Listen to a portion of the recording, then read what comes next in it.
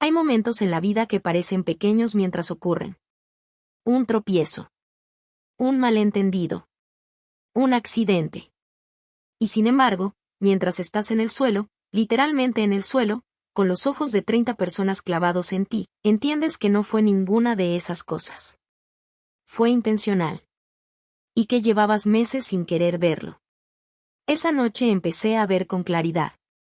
Voy a contarte lo que pasó, desde el principio, porque si te cuento solo el momento en que caí, no vas a entender por qué lo que vino después fue lo más difícil de todo.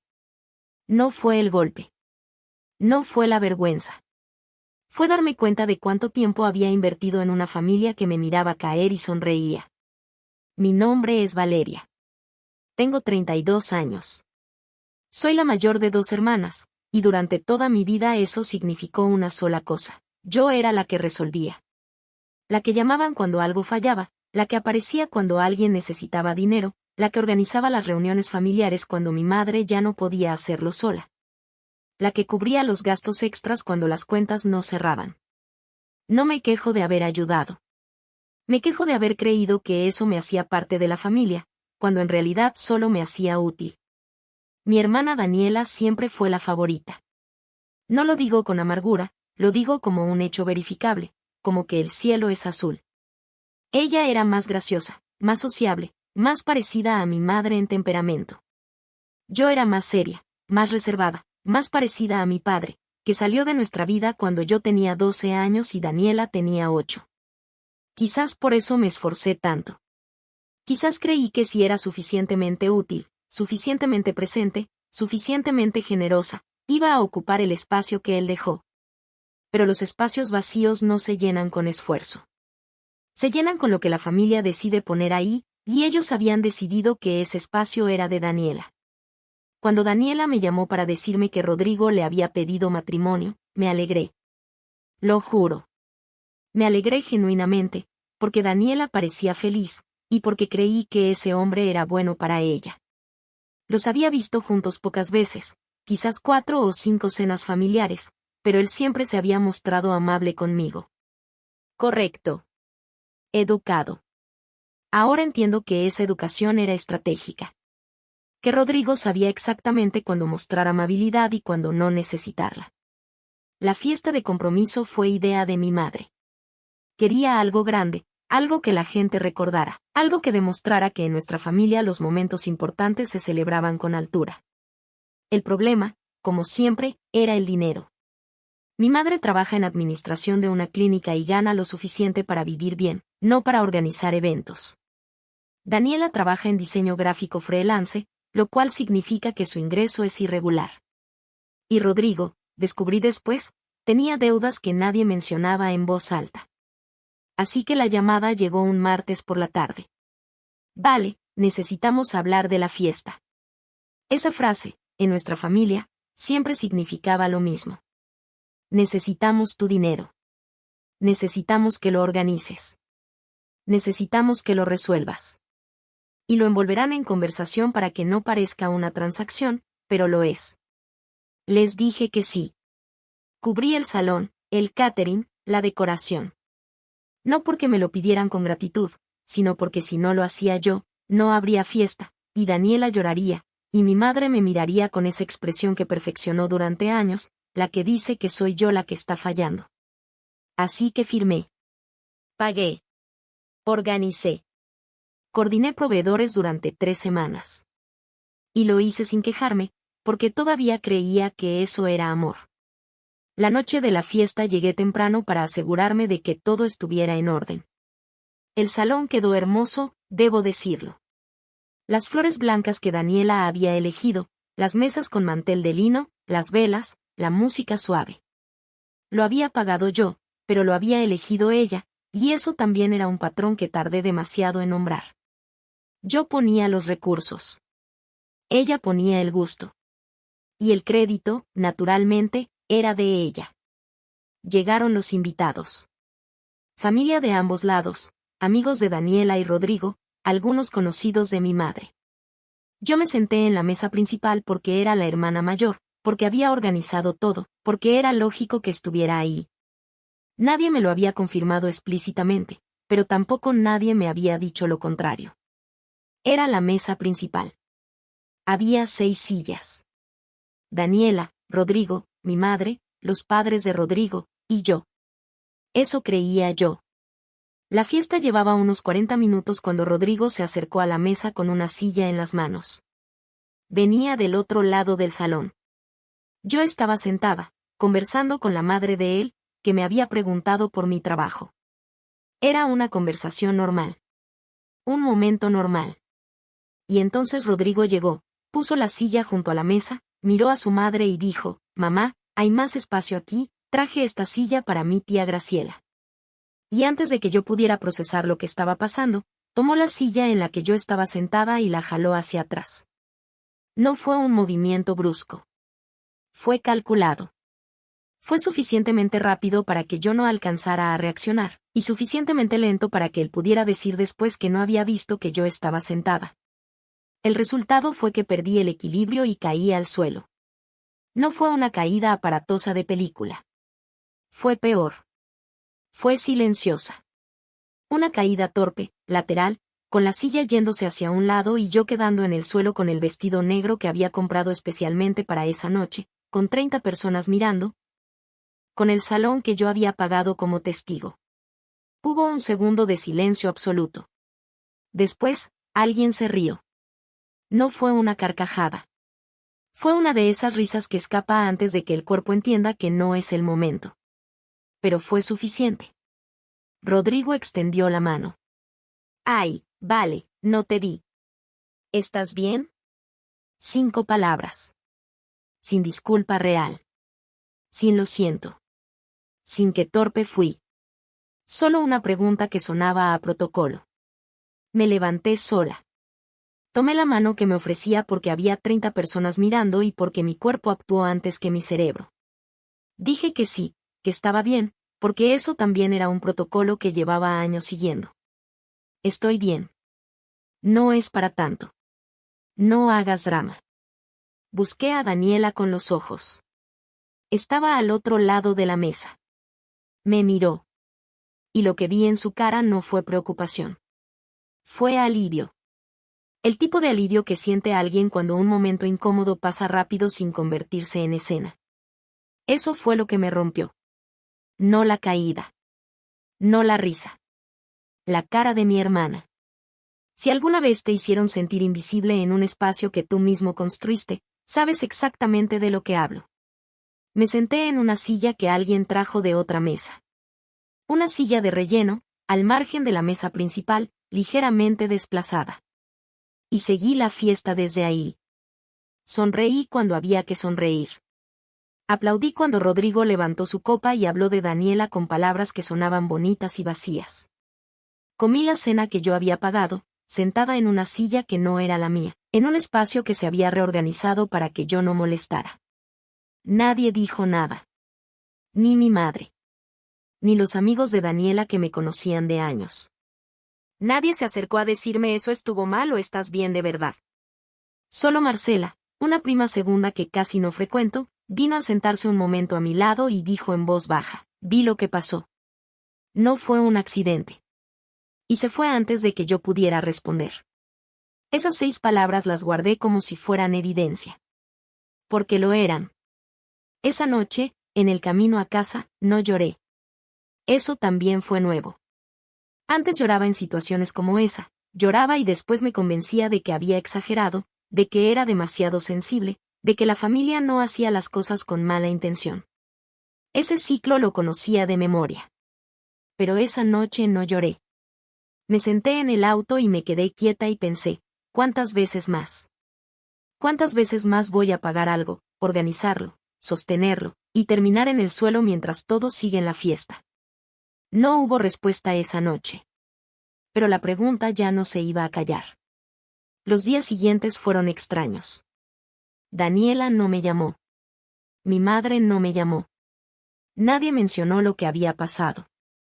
Y eso, entendí después, era también parte del patrón. En mi familia, las cosas incómodas no se hablaban, se enterraban. Si tú tampoco las mencionabas, era como si no hubieran ocurrido. Era el acuerdo tácito que todos habíamos firmado sin saberlo. Pero yo había dejado de querer firmar ese acuerdo. A los 4 días, le escribí a Daniela. No un mensaje largo y dramático. Solo le dije que quería hablar con ella en persona, que había algo que necesitaba decirle. Ella respondió 2 horas después, claro, cuando quieras. Un tono ligero. Como si fuera cualquier cosa. Nos vimos en un café. Llegué con todo lo que quería decir ordenado en mi cabeza. Sin gritos. Sin drama. Eso era importante para mí, no por ella, sino porque quería hablar desde un lugar tranquilo, no desde la herida abierta. Le dije lo que había sentido. Le dije que lo que Rodrigo hizo no fue un accidente, que alguien que no te ve sentada en una silla antes de jalarla tiene un problema de percepción muy severo o tiene muy claro lo que está haciendo. Le dije que lo que me dolió no fue la caída, sino su cara. Ese alivio. Le dije que llevaba meses sintiendo que era bienvenida solo cuando era útil, y que la fiesta había sido la demostración más concreta de eso. Yo pagué el espacio, y al final no tenía lugar en él. Daniela me escuchó. Cuando terminé, hizo una pausa y dijo, vale, creo que estás exagerando. Rodrigo no te hizo nada con intención. Él es así, a veces es torpe. Y yo te miré porque me preocupé, no sé por qué lo interpretas de esa manera. Gaslighting. Esa palabra la había leído antes en artículos, en conversaciones, y siempre me había parecido un concepto para situaciones extremas. Esa tarde entendí que no necesita ser extremo para ser real. Solo necesita ser constante. Le respondí con calma. Le dije que no le estaba pidiendo que eligiera entre Rodrigo y yo. Le estaba diciendo cómo me había sentido, y que necesitaba que eso fuera reconocido. No castigado. No analizado. Solo reconocido. Ella dijo, no hagas drama de esto, por favor. Ya tengo suficiente estrés con la boda. Ahí estaba. La frase que mi familia usaba como escudo desde que tengo memoria.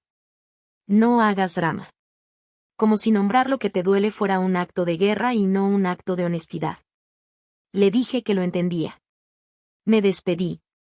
Y salí del café sintiéndome algo que no esperaba, liviana.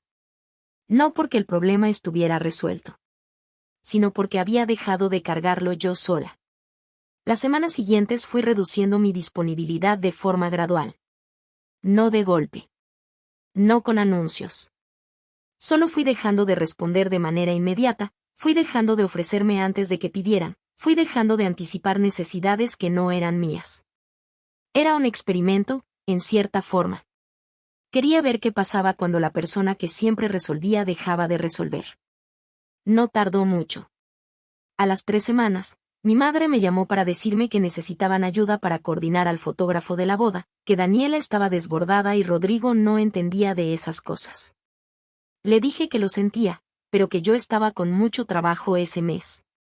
Hubo un silencio. Después dijo, qué raro que justo ahora no puedas. No era una pregunta. Era una acusación envuelta en observación. Le dije que no era nada personal, que simplemente tenía mis propios compromisos.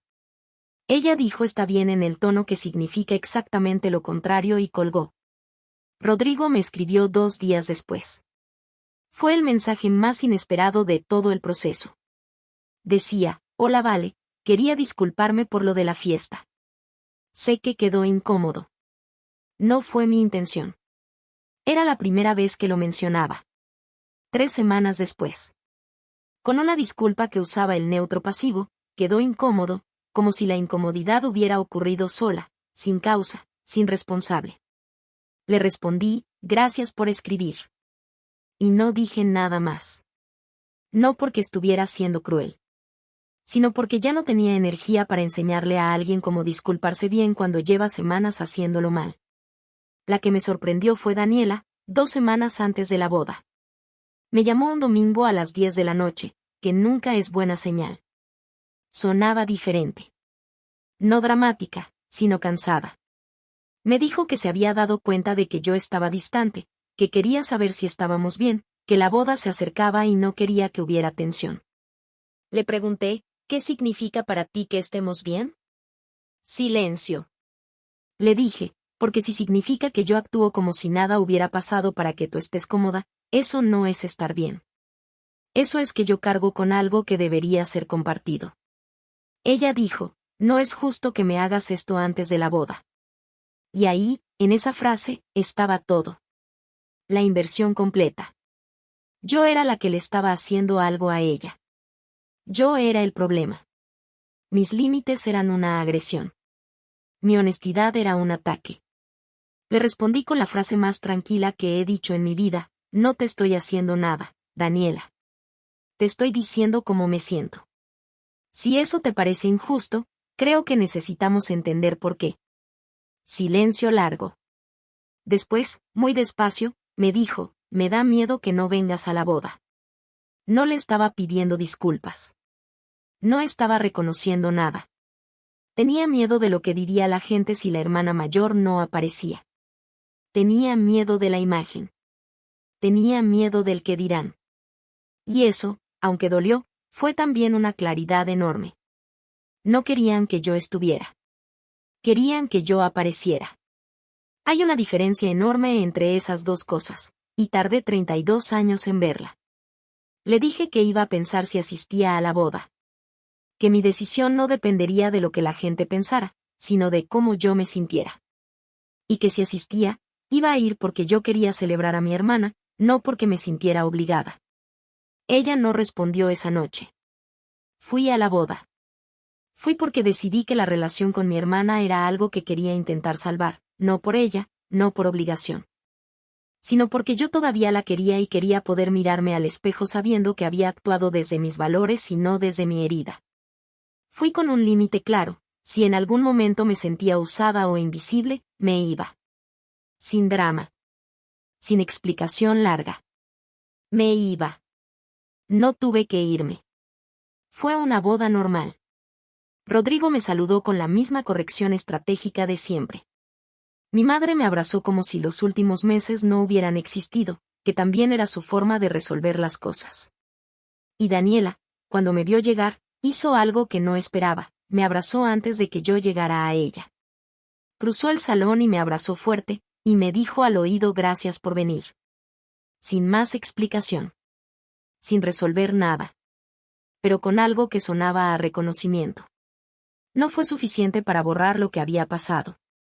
Pero fue suficiente para saber que había algo ahí que todavía podía cuidarse. Lo que cambió esa noche no fue la relación con mi familia. Fue la relación conmigo misma. Porque me senté en la boda sin haber pagado nada, sin haber organizado nada, sin haber resuelto nada, y fue la primera vez en años que estuve en un evento familiar sin el peso de saber que todo dependía de mí. Fue extraño. Fue incómodo al principio. Y después fue algo parecido a la libertad. Han pasado 8 meses desde la fiesta de compromiso. Daniela y Rodrigo están casados y viven en un apartamento al otro lado de la ciudad. Hablo con mi hermana cada 10 o 15 días. No todas las semanas, como antes. No en crisis, como antes. Conversaciones normales, sin urgencia, sin que yo tenga que resolver nada. Hemos hablado más directamente en estos 8 meses que en los últimos 5 años. No solucionamos todo de golpe.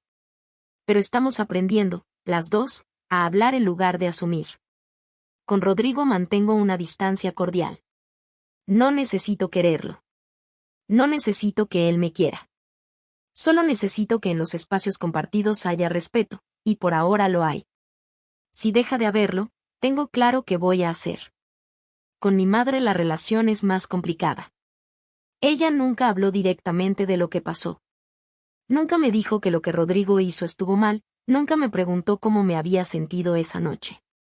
Pero hace 2 meses me llamó un domingo por la tarde, sin ninguna razón urgente, solo para hablar. Y hablamos 40 minutos de cosas pequeñas, de su trabajo, de una serie que estaba viendo, de nada importante.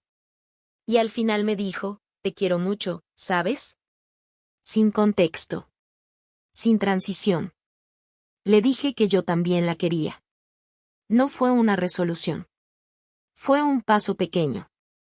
Y aprendí que los pasos pequeños, cuando son reales, valen más que las resoluciones grandes que duran 3 días. Lo que sé ahora, lo que no sabía esa noche en el suelo, es que los límites no son muros. Son umbrales. Son la línea que define dónde terminas tú y dónde empieza el problema de otro. Durante años no tuve umbrales. Tenía una puerta completamente abierta y me preguntaba por qué siempre estaba agotada. Historias como esta casi nunca se cuentan en voz alta. Se cargan en silencio, se justifican con amor, se minimizan con el tiempo. Pero el silencio no sana. Solo acumula. Si algo de lo que conté te resulta familiar, si reconoces esa sensación de estar en el suelo en un espacio que tú construiste, quiero que sepas que no estás exagerando. Que nombrar lo que duele no es drama. Que poner límites no es abandonar a quien amas. Es, muchas veces, la única forma de que quede algo genuino entre ustedes. Ese día entendí que sostener a una familia no te da un lugar en ella. El lugar hay que ganarlo de otra manera, con honestidad, con presencia real, con conversaciones que cuestan. Y que a veces, cuando llevas años siendo la que resuelve, lo más radical que puedes hacer es soltar. No porque no ames, sino porque te amas lo suficiente para no quedarte en el suelo esperando que alguien te ayude a levantarte. ¿Tú cuánto tiempo habrías esperado antes de levantarte solo?